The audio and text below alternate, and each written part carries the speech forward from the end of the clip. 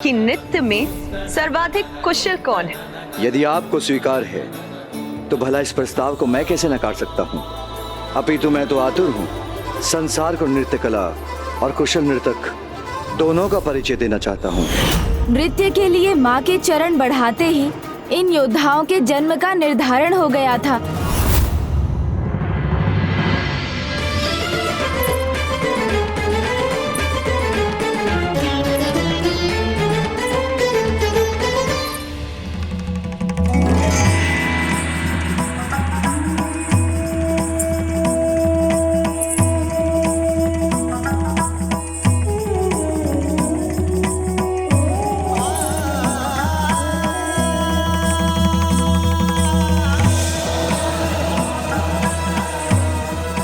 माता पार्वती की प्रभु महादेव की जय। माता पार्वती की जय। माता पार्वती की जय। फिर वो नृत्य आरंभ हुआ। इस नृत्य में पिता श्री शिव शंकर के डमरू के नाद के श्रवण से ऋषि पाणिनि को महेंद्र सूत्र नाम की 14 ध्वनियों की रचना की प्रेरणा प्राप्त हुई, जो संस्कृत व्याकरण का आधार बने।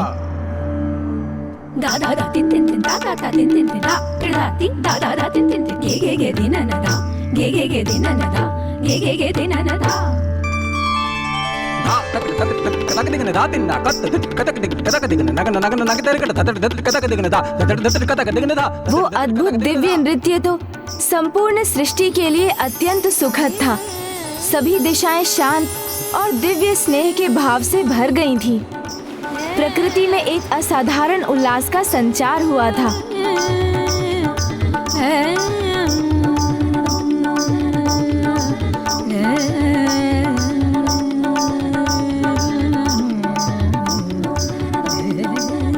और फिर ऐसा प्रतीत होने लगा जैसे माँ और पिताश्री दो नहीं एक ही हैं।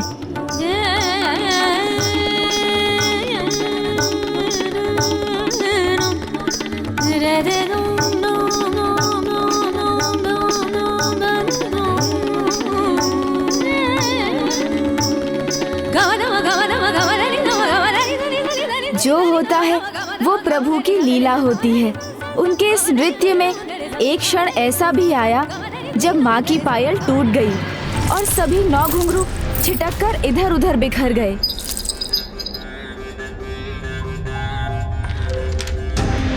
उन दिव्य घुंघरुओं का भी एक विशेष प्रयोजन था। वो बिखरते ही विशाल आकार धारण करने लगे और उन्होंने 9 सुंदर स्त्रियों का रूप धारण किया।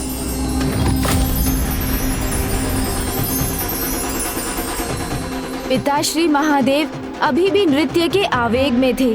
तभी उनके मस्तक से श्वेत के कुछ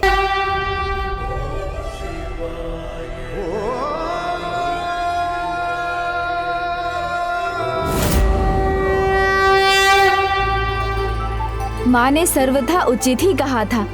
वो दोनों एक दूसरे के पूरक हैं और यही सुंदरता है विवाह के संबंध की। अब तो भैया को विवाह के लिए तैयार करने की मेरी इच्छा और भी तीव्र हो गई है।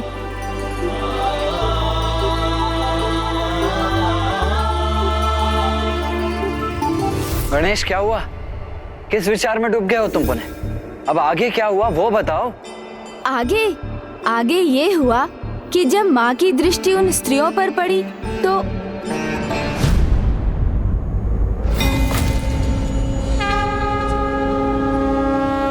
माँ के मुख का भाव क्यों बदल रहा है? वो अचानक क्रोधित क्यों हो उठी?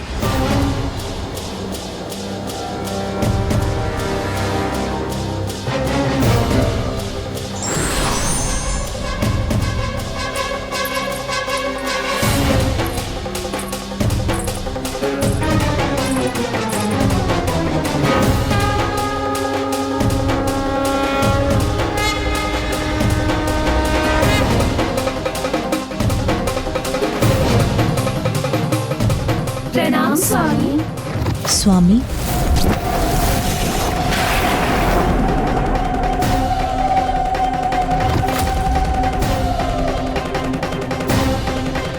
मेरे स्वामी को अपना स्वामी कैसे कहा आप सभी ने?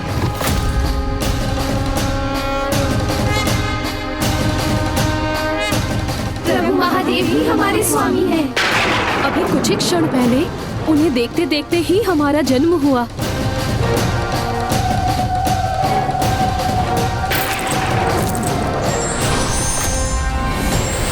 और उनके श्वेत से उत्पन्न संतानों को हम जन्म देंगी। और हमारी मृत्यु के समय भी हमारी दृष्टि मात्र उन्हीं पर टिकी रहेगी। यदि आप मेरे स्वामी महादेव से परिचित हैं, तो उनकी शक्ति से भी अवश्य परिचित होंगी। और ये सब जानते हुए भी अपनी मर्यादा का उल्लंघन किया है तुमने, अपनी सीमा को लांघा है।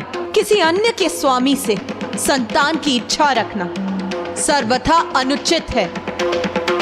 और इस पाप के दंड स्वरूप मैं तुम सभी को श्राप देती हूँ। और इस पाप के दंड स्वरूप मैं तुम सभी को श्राप देती हूँ। और इस पाप के दंड स्वरूप मैं तुम सभी को श्राप देती हूँ कि तुम्हें कैलाश में कभी शरण नहीं प्राप्त होगी, और ना ही तुम अपनी इन संतानों को जन्म दे सकोगे। और इन्हें ऐसे ही गर्भ में धारण कर तुम्हें कैलाश से दूर रहना होगा। माँ ने उन 9 देवियों को इतना कठोर दंड दे दिया। मन, बुद्धि, कृति, इन तीनों का शुद्धिकरण ही प्रायश्चित है। उनका प्रायश्चित तो अनिवार्य था, किंतु ये तो माता की लीला भी थी, क्योंकि उन्हें ये भली भांति ज्ञात था कि उन 9 देवियों के पुत्रों की आवश्यकता संसार को कब होने जा रही थी। कैलाश से जाने पर सभी 9 देवियों ने अपनी भूल को समझकर गौरी शंकराय नमः का जाप आरंभ कर दिया। और फिर उनकी वर्षों की तपस्या, आराधना और विनती के फल स्वरूप उन्हें माँ और पिताश्री के दर्शन का सौभाग्य प्राप्त हुआ।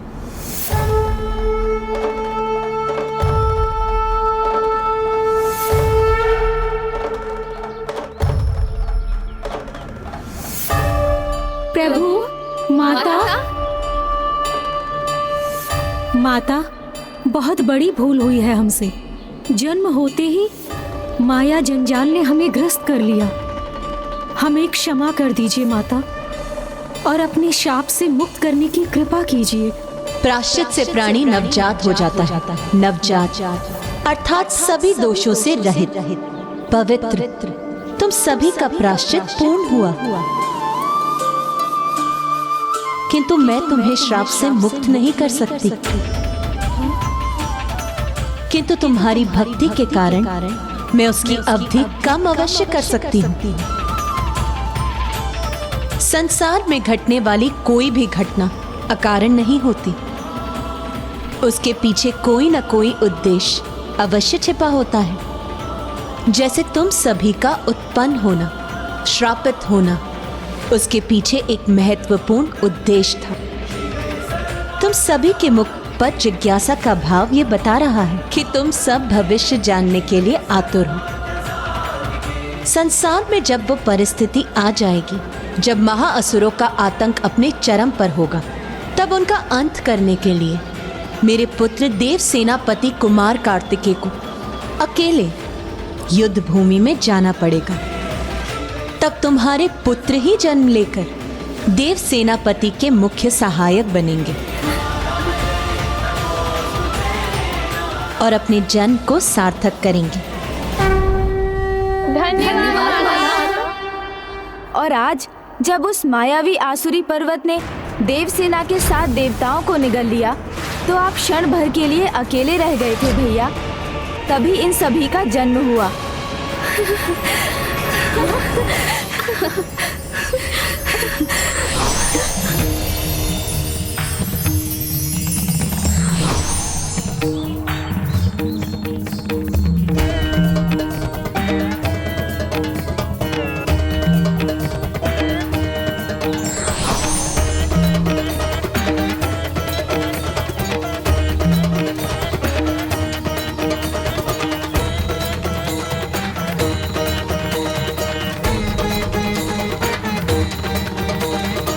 प्रणाम प्रभु गौरी शंकर। प्रभु शिव शंकर, आप ही की ऊर्जा ने हमें इनके जन्म का माध्यम बनाया है, इसीलिए वास्तव में तो ये आप ही के पुत्र हैं। आप इन्हें अपनी सेवा में स्वीकार करें और आप इन्हें इनके जीवन का मार्ग दिखाने की कृपा करें। महायोद्धा होंगे आपके पुत्र देवियों, वीर योद्धा के नाम से विख्यात होंगे और आप सभी इनकी माताएं नवरत्नों के नाम से जानी जाएंगी। यही है इन 9 वीर बंधुओं के जन्म की कथा और इनमें ज्येष्ठ है वीर बाहु। अर्थात मैंने अपने 9 सिंहास्त्र से अपने ही भ्राताओं पर वार कर दिया। भैया, मैं समय चक्र को पीछे ले जाकर पुनः इस घटना को यथावत कर दूंगा। तब आप अपना अस्त्र लौटाने की कृपा कीजिएगा। किंतु गणेश,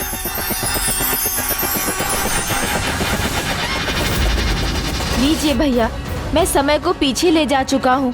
अब आप यथाशीघ्र अपने 9 सिंहास्त्र को लौटा लीजिए। अनुज गणेश, न मेरे अस्त्रों को लौटाया जा सकता है, न ही उन्हें रोका जा सकता है।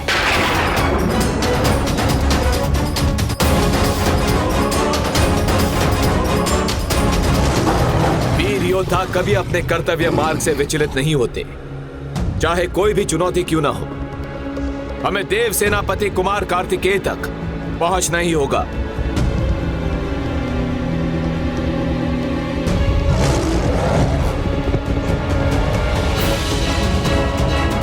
एक ऐसा अनर्थ हो रहा है, मेरा अस्त्र कभी विफल नहीं होता।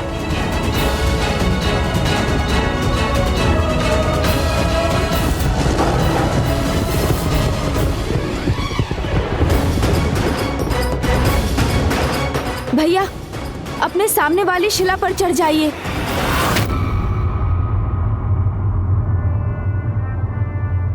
क्यों का? शीघ्रता कीजिए भैया, मेरा विश्वास कीजिए भैया।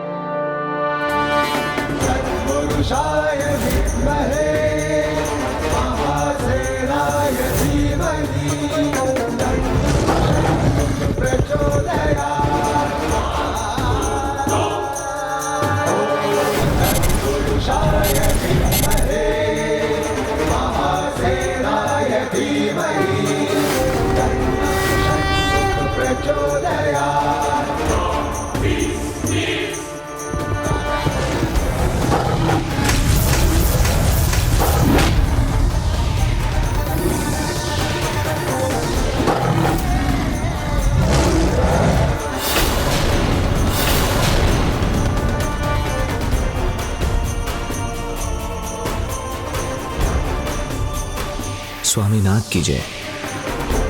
मेरे सिंहास्त्र ने इन पर कोई आघात नहीं किया, ये कैसे हुआ? ये 9 योद्धा कौन है? इस बालक ने अपने रक्षकों को तो नहीं बुला भेजा है? भैया, ये आपके केवल भ्राता ही नहीं, भक्त भी हैं और भक्त की शक्ति प्रभु के अस्त्र को भी उनके आशीर्वाद में बदल देती है। किंतु गणेश, मेरे इस अस्त्र को लौटाया नहीं जा सकता। यदि उस पर प्रत्युत्तर में प्रहार नहीं किया गया तो मेरा अस्त्र कदापि रुकेगा नहीं और मेरे भक्त मेरे अस्त्र पर प्रहार कदापि नहीं करेंगे। तो ऐसे में हमारे पास क्या उपाय शेष रहता है? भैया, आप अपने इन वीर योद्धाओं को आदेश दीजिए कि वो इस नव से अस्त्र को शत्रु सेना की ओर मोड़ दें। उचित है अनुज। हे वीर योद्धाओं, अपने सामने इस अस्त्र का सामना करो और उसे शत्रु सेना की ओर मोड़ दो।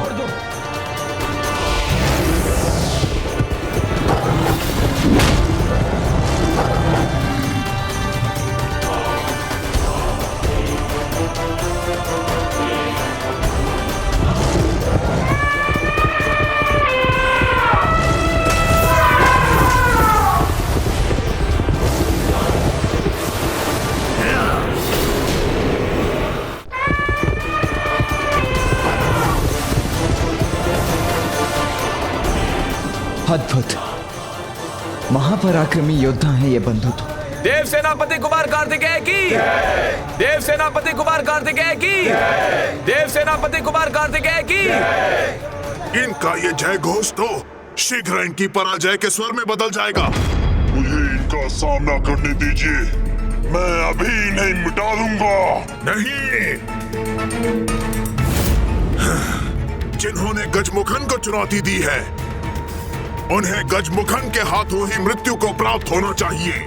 जब तक मैं आदेश ना दूं, हमारे बीच में कोई नहीं आएगा। उचित है।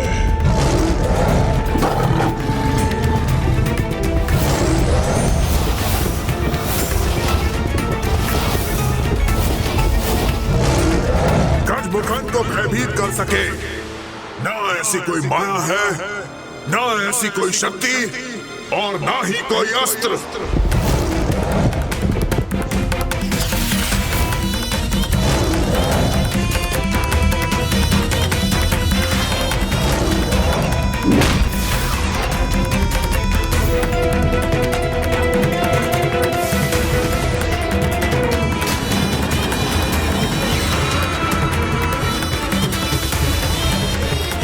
अब आक्रमण मैं करूंगा और तुम सब अवश्य आहत होगे।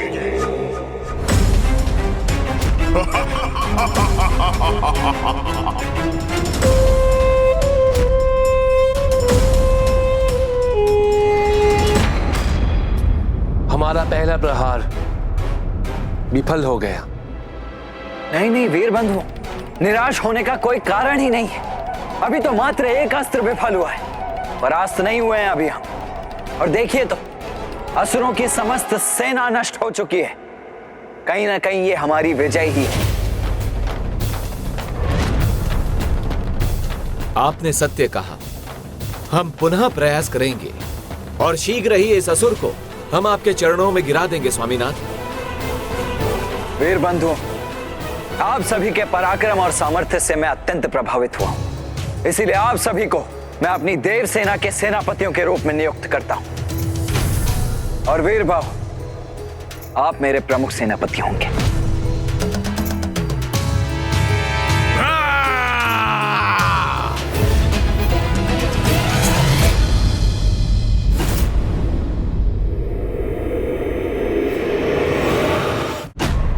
तैयार हो जाइए, यह पुनः आक्रमण की सूचना है। सूचना है, किंतु आक्रमण की नहीं, तुम्हारी मृत्यु की।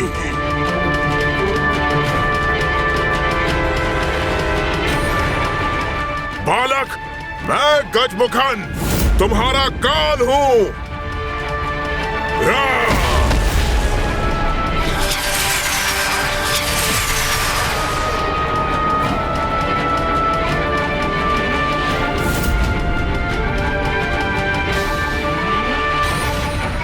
युद्ध के लिए आतुर हो रहा है, तभी इसने यहाँ युद्ध भूमि का निर्माण कर दिया है।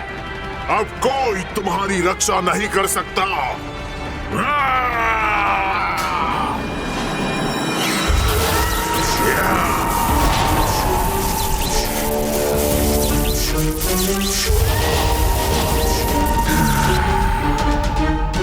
ये दुष्ट गजमुखन मायावी असुरों की सेना उत्पन्न कर रहा है। यही उचित समय है इस पर आक्रमण कर देवसेना को मुक्त करवाने का और हमारे सैनिकों को लौटा कर लाने का।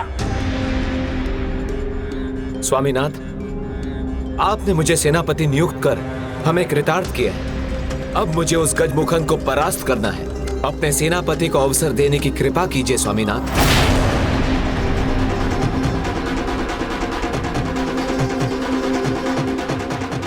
हम अपने सामर्थ्य से इसे परास्त कर अपनी योग्यता प्रमाणित करने के इच्छुक हैं। हम पर विश्वास कीजिए स्वामीनाथ।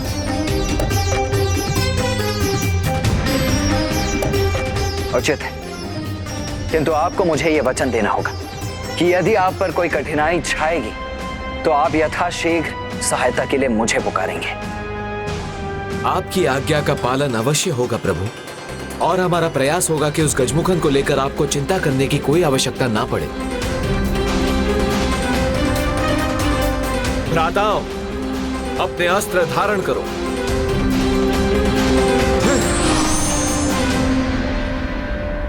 हमें प्रभु के विश्वास का मान रखना है। उस दुष्ट गजमुखन को पराजित करना है।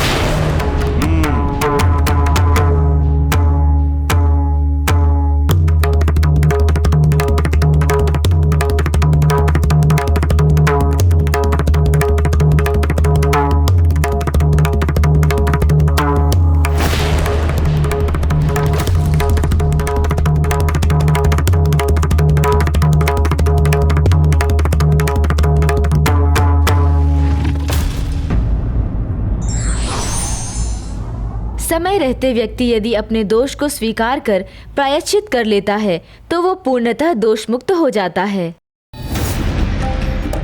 भ्राताओं, अपने अस्त्र धारण करो।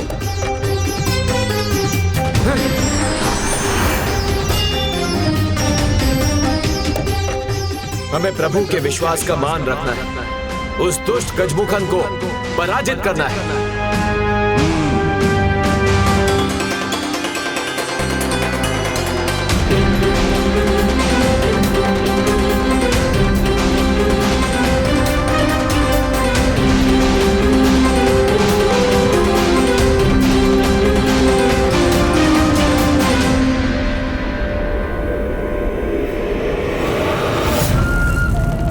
कहां है गजमुख?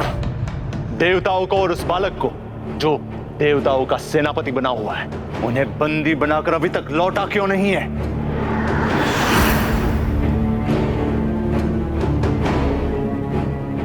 और प्रतीक्षा नहीं करूंगा मैं, शीघ्र उसका समाचार दो। असुरराज, युद्ध भूमि से अभी तक कोई नहीं लौटा।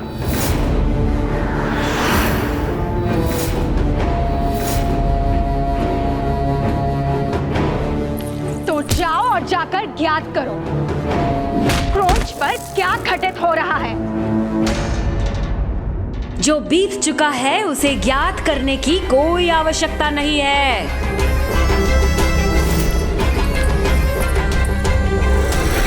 आवश्यकता है तो सूचना की, जो भविष्य में घटित होने वाला है, जिससे उसे अपने अनुसार तुम दिशा दे सको। किंतु भविष्य का ज्ञान तो तभी होगा जब कोई पंचांग देखे और उन भाविक घटनाओं को तुम्हारे सामने व्यक्त करे। और इसके लिए ब्रह्मदेव से उपयुक्त भला और कौन हो सकता है।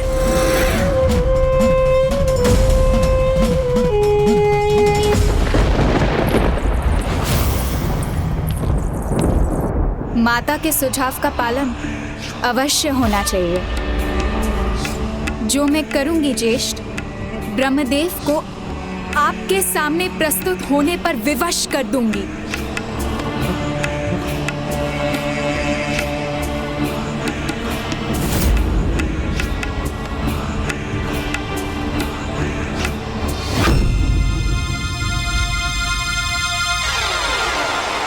इतना दुस्साहस इनका उस दिव्य योद्धा के बिना ही आ गए। उचित है फिर, अब आ ही गए हैं तो मैं इन्हें उलझा कर रख दूंगा।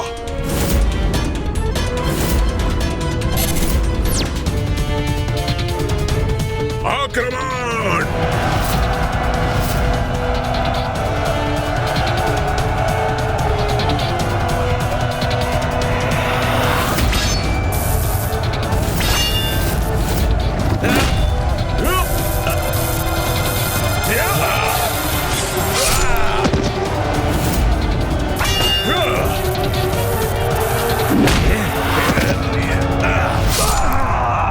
दुष्टों, तुम सभी को नष्ट करेंगे हम।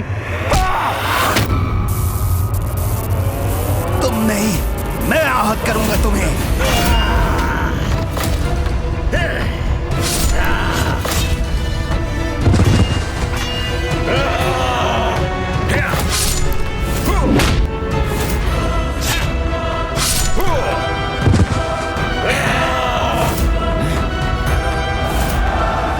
मेरे भ्राताओं के अस्त्रों के समान मेरा गदा इन असुरों का संहार करेगा।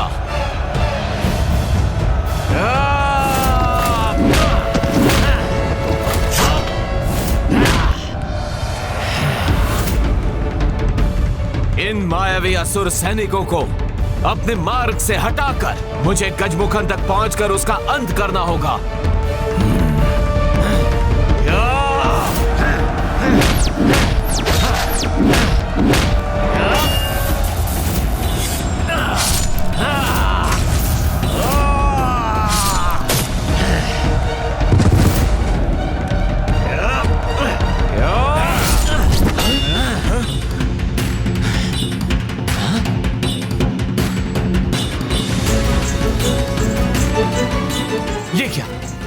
अभी भी वही है जहां से हमने आरंभ किया था।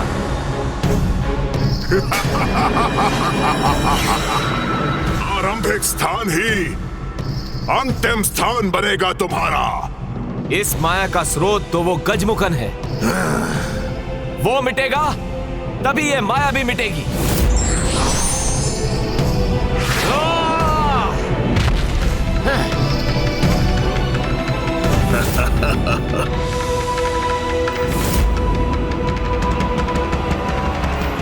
गजमुखन, इस बार तुम्हारी माया भी विफल होगी।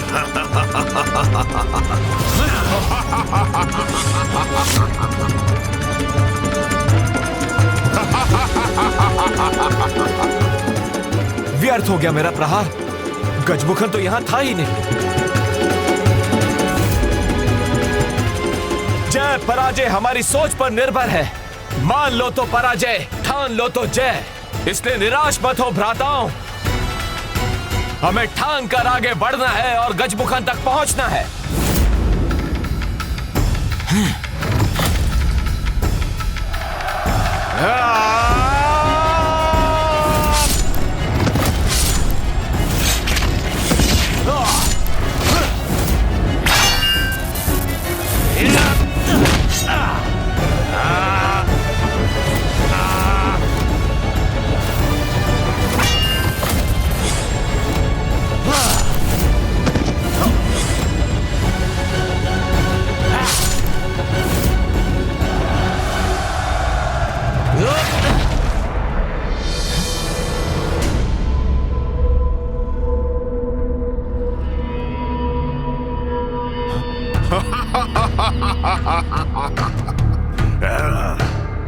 ये तो जैसे अभेद माया चक्र है। जितना आगे बढ़ते हैं उतना ही पीछे रह जाते हैं।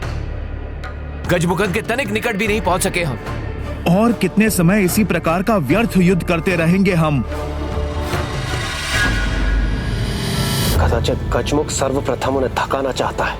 नहीं देवराज, इसके पीछे तो अवश्य ही कोई बहुत बड़ी योजना है। कोई और ही कारण है। इस दुष्ट गजमुखन ने स्वयं को अपनी माया से सुरक्षित किया हुआ है। जब तक माया का वो चक्र नष्ट नहीं होता, वीरबाहु उस तक कदापि नहीं पहुंच सकेगा। और यदि ऐसा ही रहा तो भैया कार्तिकेय अपनी इस यात्रा पर आगे नहीं बढ़ सकेंगे। फिर मैं उन्हें विवाह के लिए कैसे तैयार करूंगा? तो प्रभु, क्यों ना हम ही आगे बढ़कर इन वीर बंधुओं की सहायता करें? भैया के आदेश के विरुद्ध जाकर?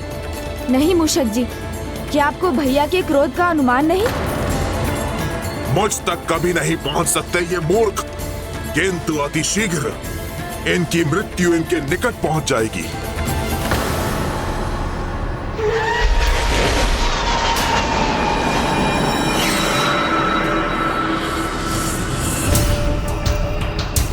दुर्मुखी, सामने आओ। मैं तुम्हारे लिए ऐसा कार्य लाई हूँ जिसमें तुम्हें बहुत आनंद आएगा। बोलो अजामुखी, क्या कार्य है? देवताओं का पीछा करने में तुम्हें बहुत आनंद आता है ना? और मैं तो तुम्हें देवियों को ढूंढने का कार्य देने जा रही हूँ। इसमें तो आनंद ही आनंद होगा। कहो, किस देवी को ढूंढना है? इंद्र की पत्नी देवी शची और पुत्री देवसेना। तुम उन्हें ढूंढ कर लाओ। मैं ब्रह्मदेव को ढूंढती हूँ।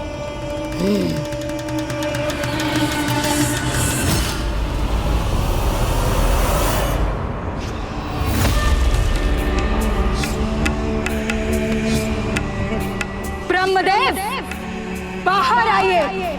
स्वागत कीजिए अपनी अतिथि का। देखिए, इसका आगमन हुआ है आपके द्वार पर। आप पर छाया वो भयंकर संकट जिसकी आपने कल्पना भी नहीं की होगी।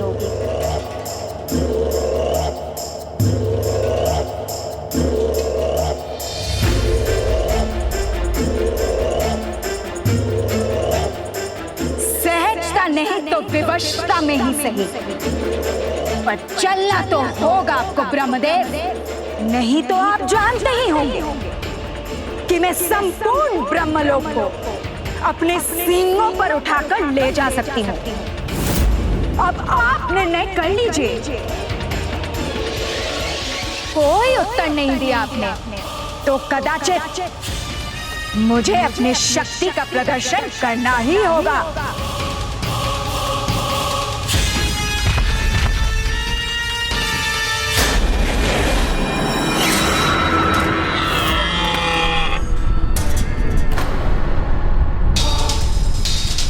कौन है ये जिसमें ब्रह्मलोक का संतुलन बिगाड़ने का सामर्थ्य है? यदि ब्रह्मलोक अपने स्थान पर नहीं रहा तो संपूर्ण सृष्टि असंतुलित हो जाएगी।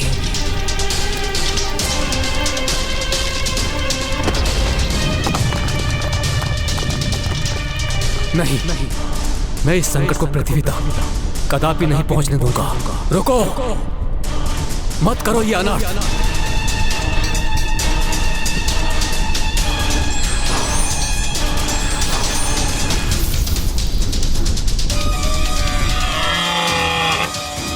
मैं प्रस्तुत हूं, तुम्हारी जो भी इच्छा हो पूर्ण कर लो, किंतु इस संपूर्ण सृष्टि को हानि मत पहुंचाओ।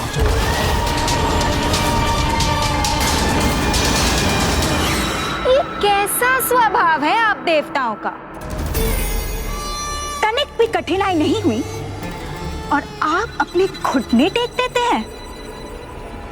अच्छा है, मैं जो कार्य के लिए आई थी वो तो संपूर्ण हो ही गया।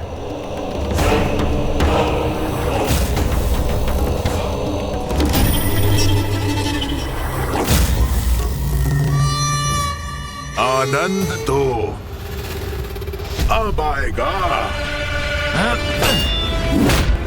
पीछे हटो दुष्ट असुर।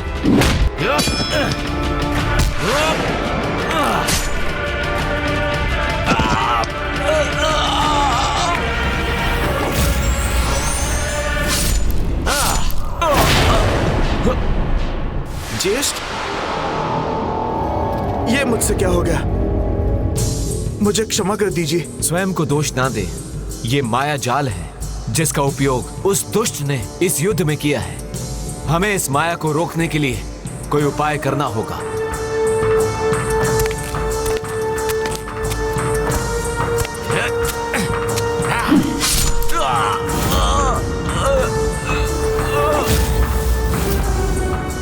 भ्राता, अब ठीक तो है ना भ्राता? क्षमा भ्राता, क्षमा।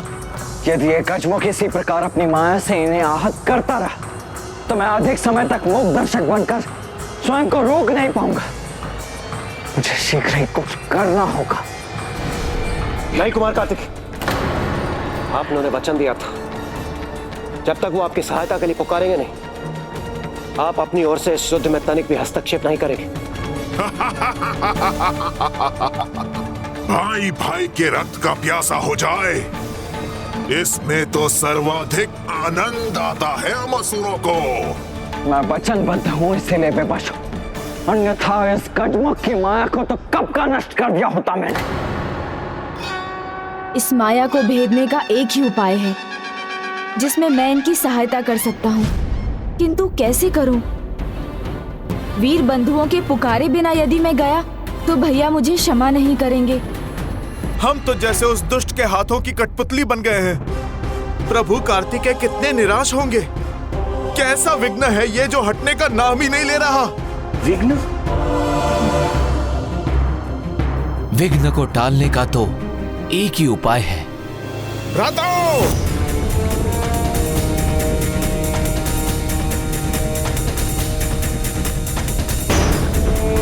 अब समस्या समझ गया मैं। इस युद्ध के आरंभ में हमने प्रथम पूज्य विघ्नहर्ता गणेश जी का स्मरण जो नहीं किया है, इसीलिए विघ्न संकट बनकर हमारे सामने खड़ा है। किंतु अब हम क्या करें? अब एक भी पग उठाने से पहले हम सर्वप्रथम प्रभु गणेश जी का नाम लेंगे।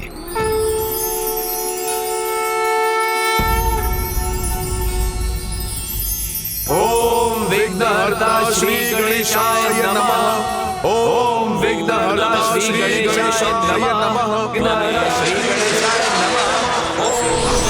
केवलं कर्ता भोक्तासि त्वमेव केवलं धर्तासि त्वमेव केवलं हर्तासि त्वमेव सर्वं खल्विन्दं ब्रह्मासि।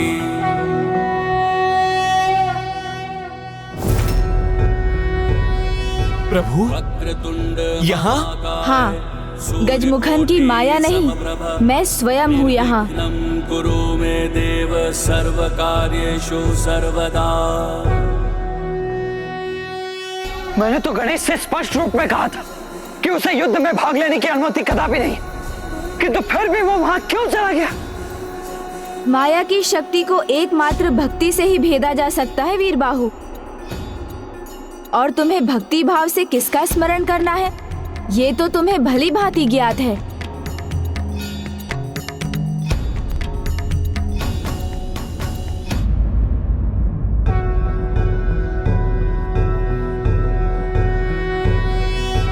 योगीश्वरो महासेनः कार्तिकेयो अग्निनन्दनः स्कन्दः कुमारः सेनानिः स्वामी शंकर संभव।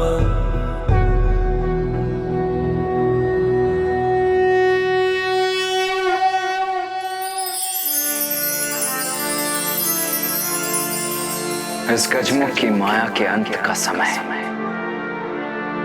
अब आ गया है।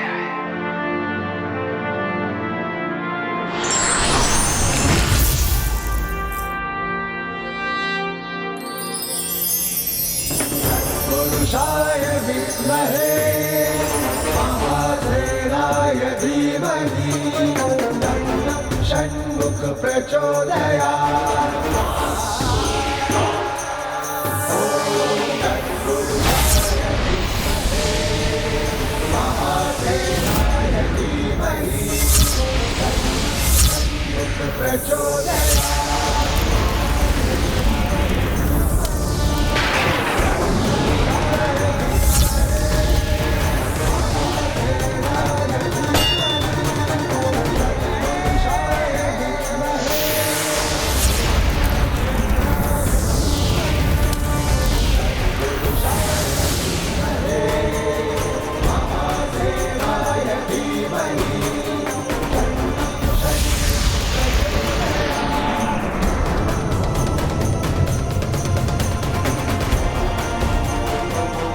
नहीं, ये कैसे संभव है?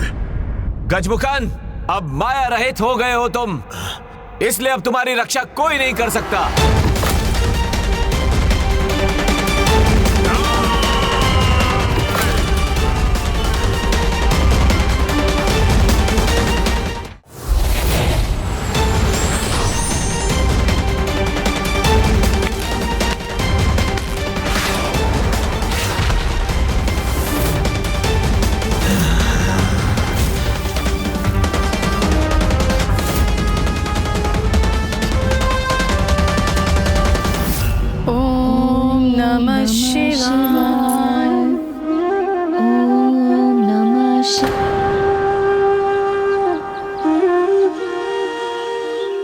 माता, मैं प्रभु की पूजा के लिए बेलपत्र लेकर आती हूँ।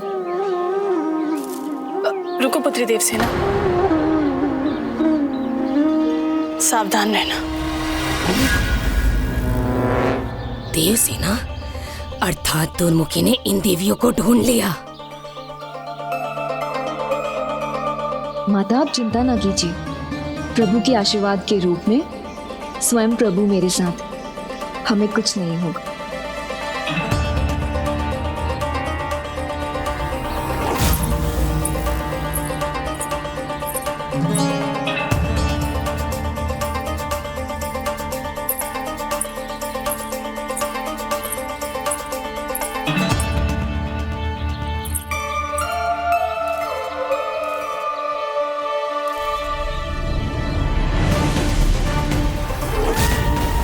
कोई तो है यहाँ।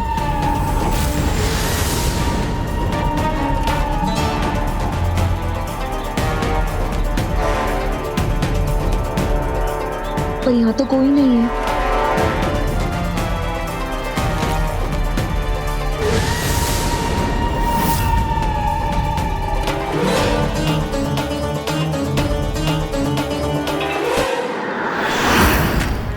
अब अब ये मुझसे बच नहीं सकती।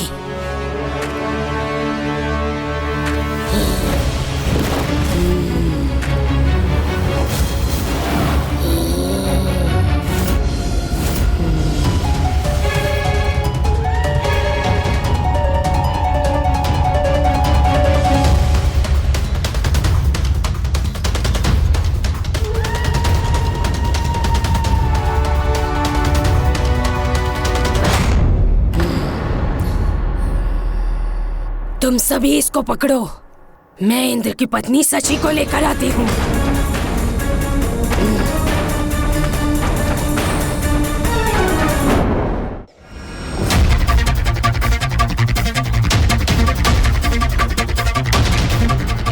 स्वामीनाथ, स्वामीनाथ,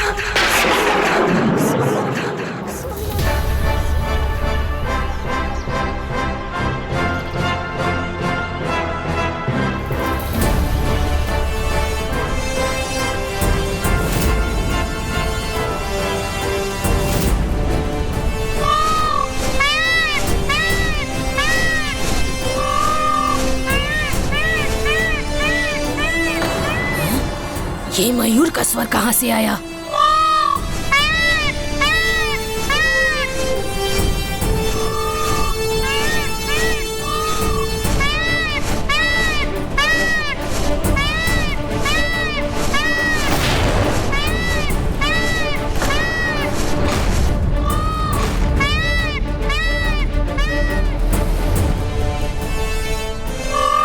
ये मयूर नृत्य करने के स्थान पर देवसेना की रक्षा करने आया है। मारो इसे।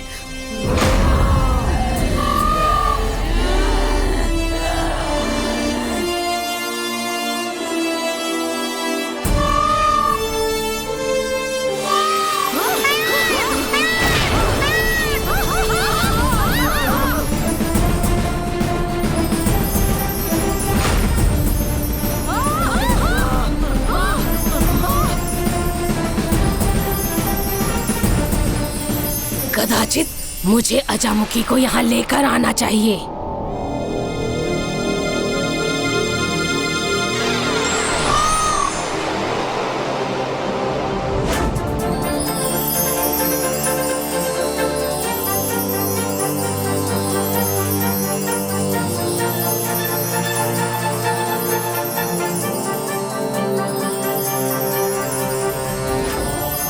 मेरे मुख से अचानक स्वामीनाथ क्यों निकल गया?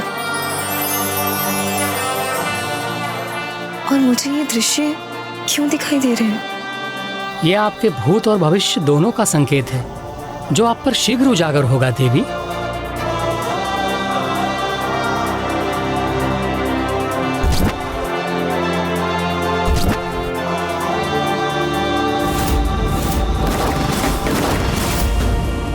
ये कौन है जिनके दृश्य मुझे बार बार दिखाई पड़ते हैं? क्या संबंध है मेरे वर्तमान का इन दृश्यों से?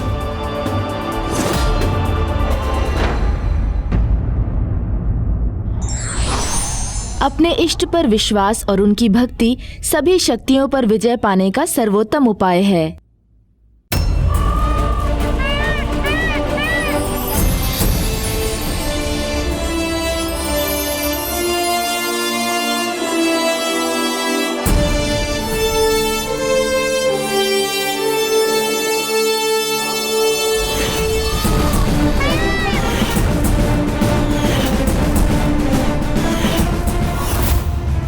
और मुझे ये दृश्य क्यों दिखाई दे रहे हैं?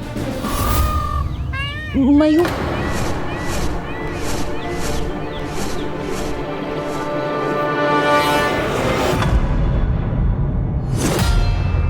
गजमुखन पर वार करना इतना सरल नहीं।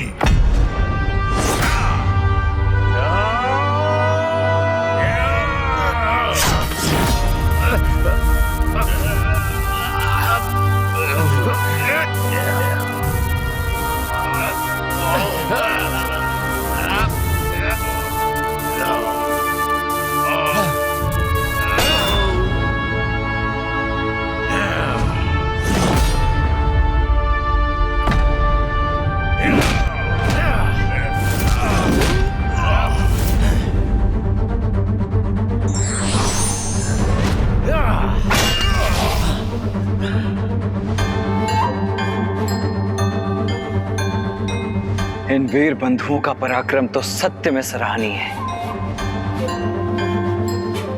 मायावी नहीं, वास्तविक युद्ध करना होगा तुम्हें। इतना साहस है तुम में गजमुखन? दुस्साहस कर रहे हो तुम, जिसका दंड तुम्हें मैं देकर ही रहूंगा।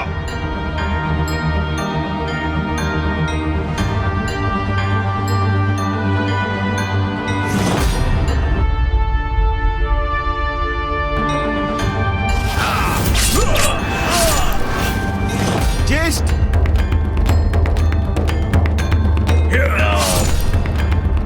ज्येष्ठ,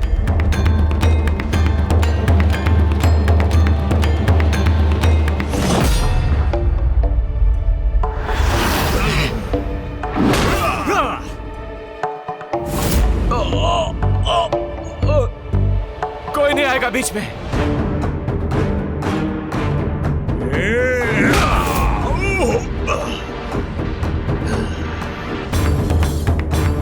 अभी भी कुछ सामर्थ्य शेष है, तो अब अपने प्राणों के साथ उसे भी खोने के लिए तैयार हो जाओ तुम।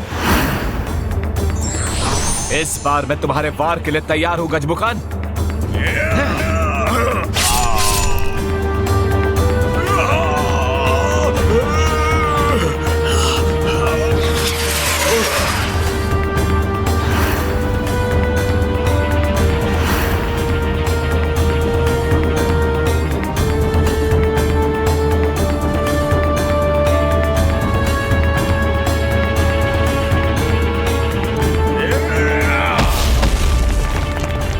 ये दुष्ट अब क्या कर रहा है? ये दुष्ट अपनी दुष्टता से नहीं चूकते। इस दुष्ट गजमुख ने पुनः अपने मायावी पर्वतों का आवाहन किया।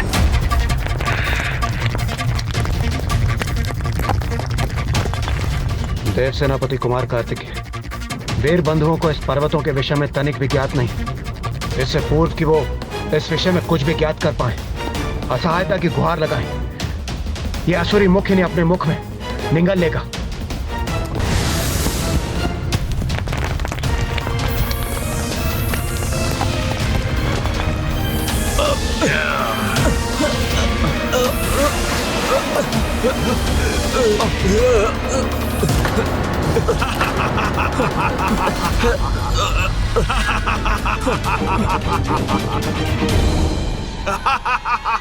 यही वो क्रौंच पर्वत है जिसके विषय में नारद जी ने हमें बताया था। इसे भीतर से नहीं भेदा जा सकता।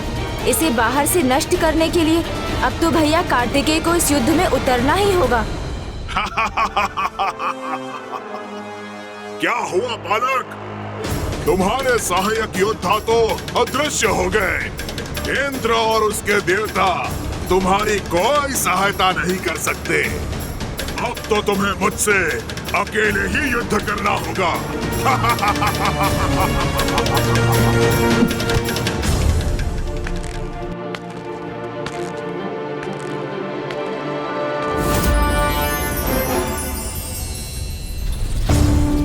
शीघ्र बताए ब्रह्मदेव, क्या लिखा है इस पंचांग में?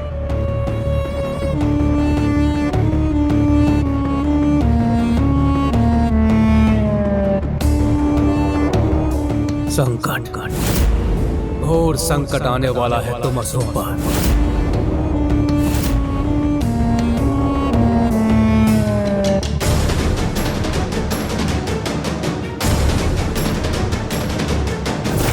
युद्ध नहीं, क्रीड़ा है ये मेरे लिए, और इस क्रीड़ा का अंत मैं ही करूंगा, शीघ्र। ये तुम नहीं, अभी तो तुम्हारा अहंकार बोल रहा है गजमुख। तुम्हारा ये अहंकार तुम्हारे सर्वनाश का कारण बनेगा।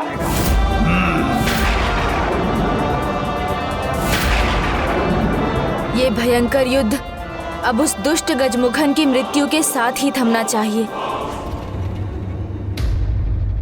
9 योद्धा भेजे थे तुमने, सभी क्रौंच पर्वत में बंदी बने हैं। मैं चाहूं तो तुम्हें भी बंदी बना सकता हूं।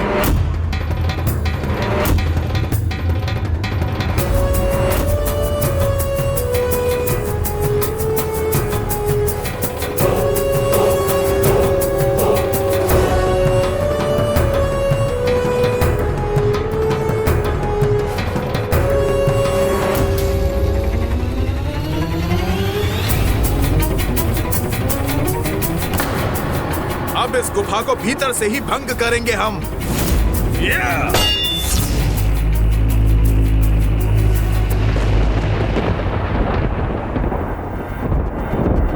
हमारे प्रहार से उत्पन्न ध्वनि ने हमें ही विचलित किया। नहीं भ्राताओ, नहीं।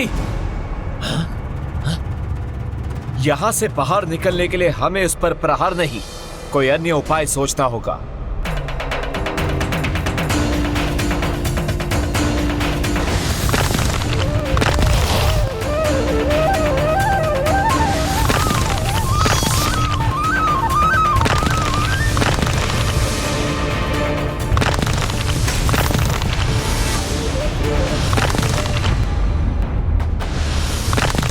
यहाँ तो सब कुछ मायावी प्रतीत हो रहा है।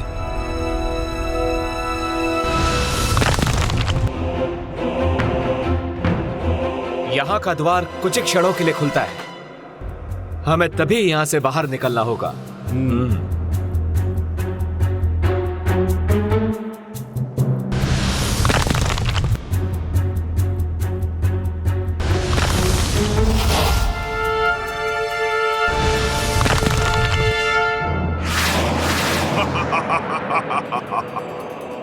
तुम्हारे योद्धा क्रॉन्च के भीतर तो प्रवेश कर गए हैं, किंतु वो बाहर नहीं आ पाएंगे। दुर्भाग्य है उनका, वो इस सत्य को नहीं जानते।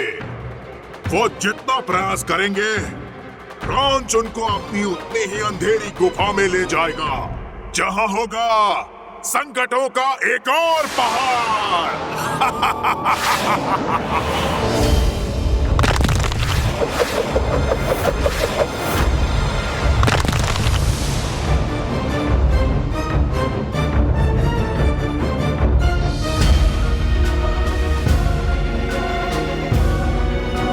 बाहर नहीं, और भीतर पहुंच गए हैं हम।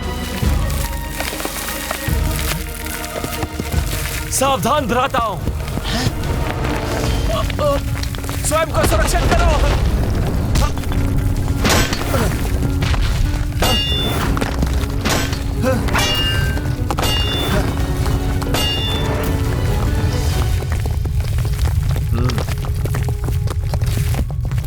ज्येष्ठ, अब तो ये संपूर्ण छत हम पर ही गिर रही है।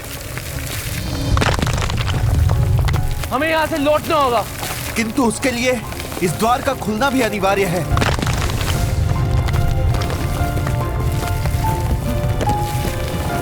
परंतु भ्राता, हमारे पास समय शेष नहीं है।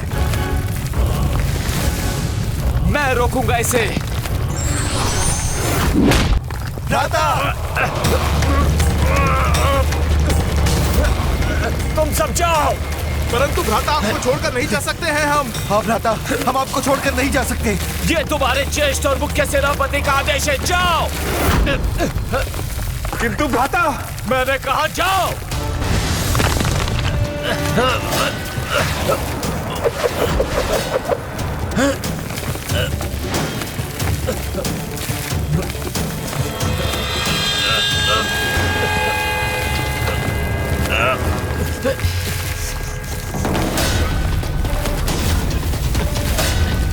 जय स्वामी कार्तिकेय।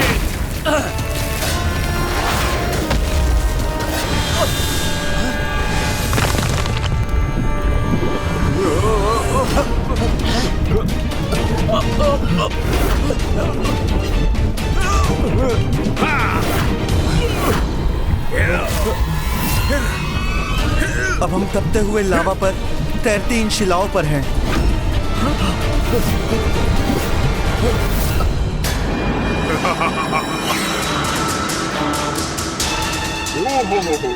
भयभीत हो गए? भीरू और दुर्बल ही संकट में अपने स्वामी का स्मरण करते हैं। किंतु कोई लाभ नहीं, कोई उनकी रक्षा नहीं कर सकता, क्योंकि अब वो ऐसे विषैले स्थान में प्रवेश करेंगे जहां बड़े से बड़े विषैले जीव भी उस स्थान की विषैली वास्तव में जीवित नहीं रह पाते। अब तुम्हारे 9 योद्धाओं के साथ भी यही होगा।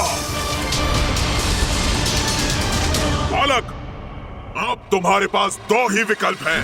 या तो अपने योद्धाओं की रक्षा करते हुए मृत्यु के मुख में जाओ, या यहाँ रुककर मेरे हाथों मृत्यु का ग्रास बनो। शीघ्र चुनाव करो, निर्णय तुम्हारे हाथ में है।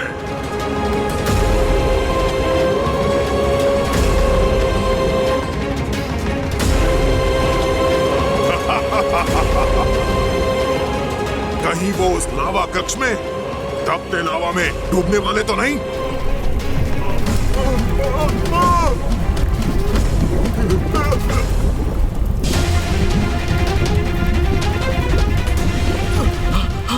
भांति मायावी है ये दुष्ट, भांति भांति के छल रच रहा है, और इसे पार कर पाना इतना सरल नहीं होगा।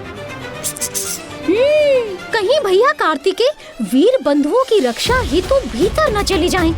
आप ही ने कहा था ना, इस क्रौंच पर्वत को भीतर से नहीं भेदा जा सकता, फिर वो भीतर न उलझ जाएं।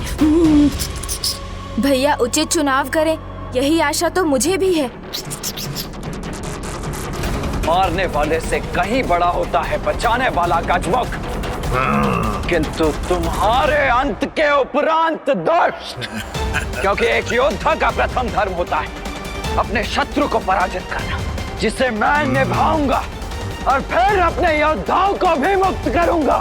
अद्भुत बालक हो, किंतु तुम्हें युद्ध के नियम भली भांति ज्ञात है, तो अब मेरी शक्ति का भी परिचय प्राप्त करने के लिए तैयार हो जाओ। उचित है, तो युद्ध आरंभ करने से पूर्व मैं तुम्हें भी दो में से एक विकल्प चुनने का अधिकार देता हूं। या तो वीर योद्धाओं एवं अन्य देवताओं को मुक्त कर धर्म पद स्वीकार करो, अन्यथा युद्ध में अपने अंत के लिए तैयार हो जाओ। युद्ध करूंगा मैं, गजमुखन पीछे हटना नहीं, युद्ध करना जानता है।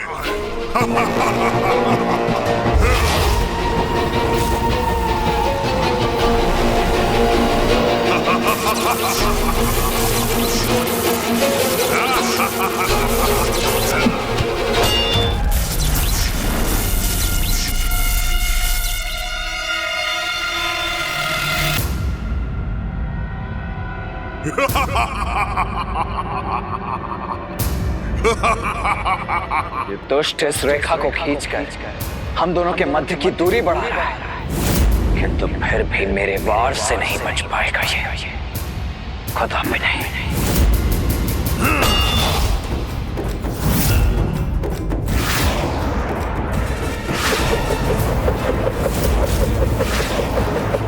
गजमुख के इन अस्त्रों को रोकना होगा मुझे।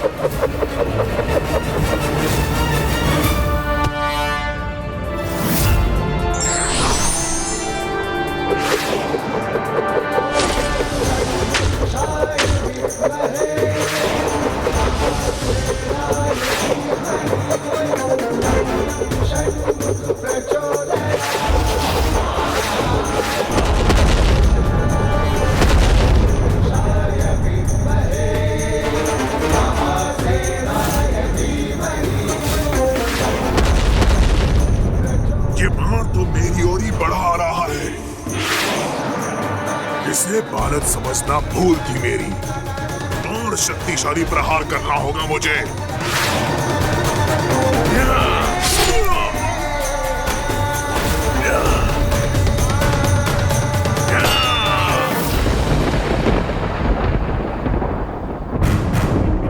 इतनी दुर्भावना असुरों के प्रति कि सत्य देखने में आप असमर्थ हो गए ब्रह्मदेव। काल की बात कर रहे हैं आप, जबकि हमने देवताओं को ही नहीं, स्वयं देवराज इंद्र के पुत्र को अपना सेवक बनाया है, और स्वयं आप भी तो हमारे समक्ष प्रस्तुत होने पर विवश है ब्रह्मदेव। असुर सम्राट, बंदी देवता, देवराज के पुत्र आपकी इच्छा के बंदी है।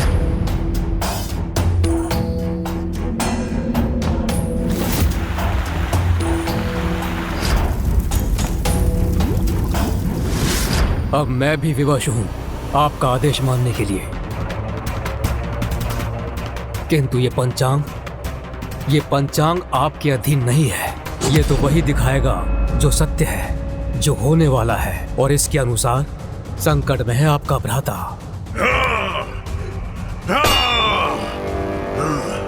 मेरा रक्त बहाया तो तुम्हें रक्त से रिक्त कर दूंगा। सावधान ब्रह्मदेव, और एक शब्द सुनना नहीं चाहता हूं। गोपुत्र, ब्रह्मदेव भविष्य दिखा रहे हैं, उसे गंभीरता से लो। सावधान हो जाओ, गजमुख के लिए सहायता भेजो।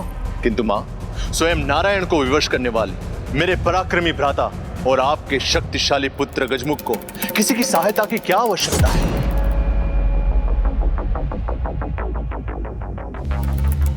उचित है, आपके आदेश का पालन होगा।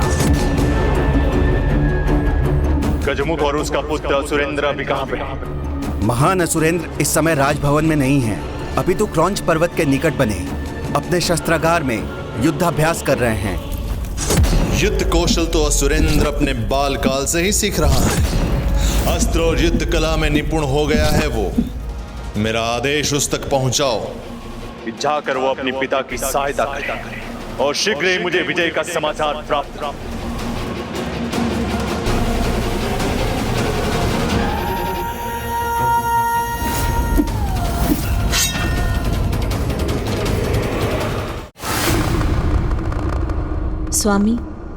स्वामी, मैं अपने पुत्र के विवाह को लेकर अति उत्साहित थी और मैंने तो अपने पुत्र वधुओं को भी ढूंढ लिया था, जो पूर्व जन्म से ही उसकी प्रतीक्षा कर रही थी। एक ओर देवराज इंद्र की पुत्री देवसेना है।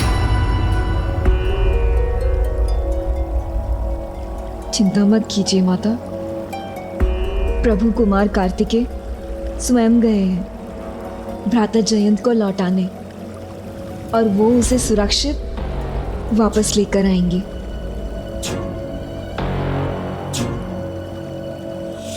और दूसरी ओर है कुमारी वल्ली। मैं आप दोनों को एक वचन देता हूं कि आपके अगले जन्म में जब सभी परिस्थितियां उचित होंगी, मैं आप दोनों से विवाह अवश्य करूंगा। किंतु वो तो अपने विवाह उत्सव के भाग बनने के स्थान पर युद्ध भूमि में एक महाभयंकर असुर का सामना करने के लिए विवश है। इस छोटे से आघात से तनिक भी विचलित नहीं हुआ हूँ मैं। विजय प्राप्त करोगे तुम मेरे विरुद्ध, इसकी आशा त्याग दो बालक। आशा नहीं, अपितु पूर्ण विश्वास है मुझे। विश्वास अच्छा होता है बालक, किंतु अति विश्वास सर्वनाश की ओर ले जाता है।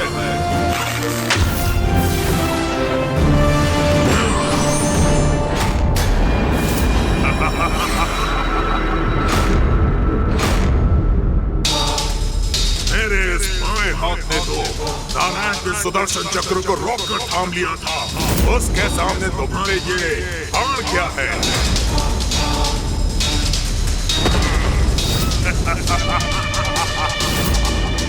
स्वयं तुम्हारे नारायण भी मेरा बाल बांका नहीं कर पाए, तो तुम बालक मुझे क्या हानि पहुंचाओगी?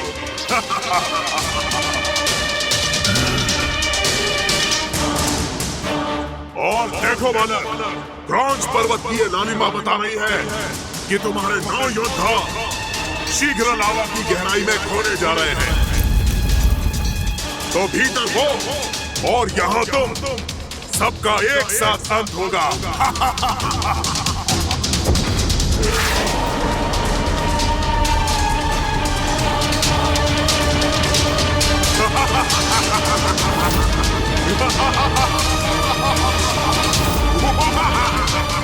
जज्ञात, ये दुष्ट मायावी असुर युद्ध के प्रत्येक चरण में माया का प्रयोग अवश्य करेगा।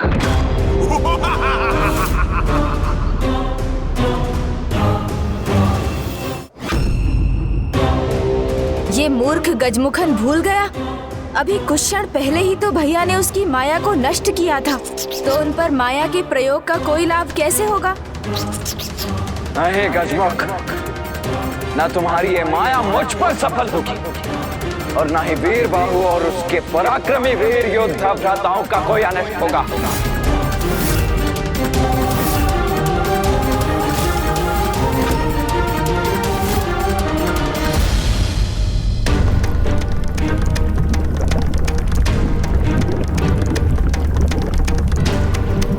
हमें पुनः अवसर देखकर इस द्वार से बाहर जाना होगा। किंतु भ्राता, यदि वहां कोई इससे ही बड़ा संकट हमारी प्रतीक्षा में हुआ तो? अपने पराक्रम पर विश्वास रखो भ्राता, जब तक श्वास है तब तक हम पराजय नहीं मानेंगे।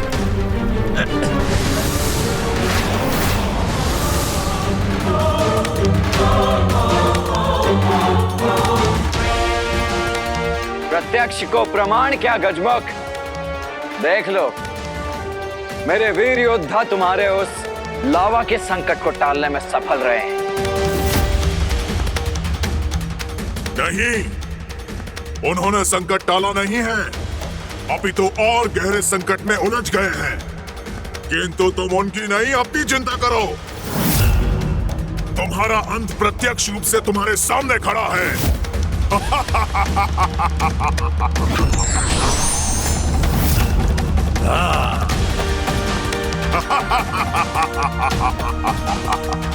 जब मेरी दृष्टि वास्तविक गजमुख पर है तो मुझे अन्य मायावी गजमुखों की चिंता करने की क्या आवश्यकता है।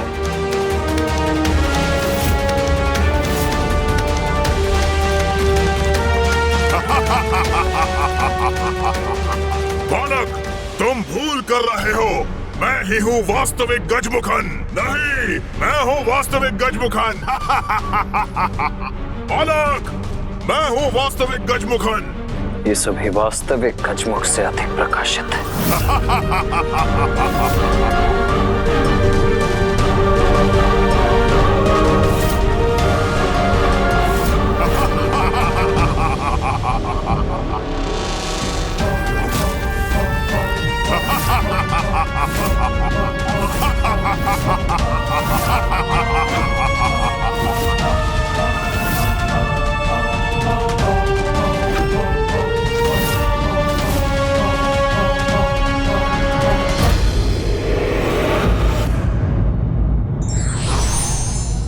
बड़ी से बड़ी माया और बड़े से बड़ा बल भी विधि के विधान को चुनौती नहीं दे सकते।